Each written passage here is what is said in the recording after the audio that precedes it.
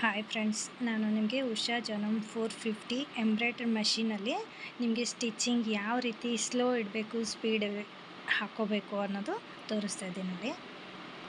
So ನಾವು machine on ಮಾಡಿದ ನಂತರ ಈ ರೀತಿ ಬರುತ್ತೆ. ಸೊ ಈ ಕಡೆ ಸೆಟ್ಟಿಂಗ್ ಅಂತ ಆಪ್ಷನ್ ಇದೆ ನೋಡಿ.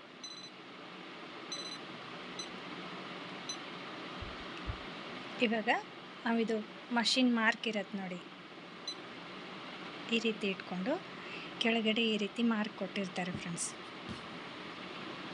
ಇದನ್ನು ನಾವು ಈ ರೀತಿ ಟಚ್ ಮಾಡಿದರೆ ನಮಗೆ ಈ ಕಡೆ ಹೆಡ್ಲೈನ್ ಇದೆ ನೋಡಿ, ಮ್ಯಾಕ್ಸಿಮಮ್ ಸ್ಪೀಡ್ ಸೆಟ್ಟಿಂಗ್ ಅಂತ ಇದೆ. 400 ಸ್ಟಾರ್ಟಿಂಗ್ ಇರುತ್ತೆ. ನಮಗೆ 400 ಇದೆಯಲ್ಲ, ಇದು ಸ್ಲೋ ಇರುತ್ತೆ. 500 ಆರ್ ಎಕ್ಸ್ಟ್ರಾ 600, 700, 800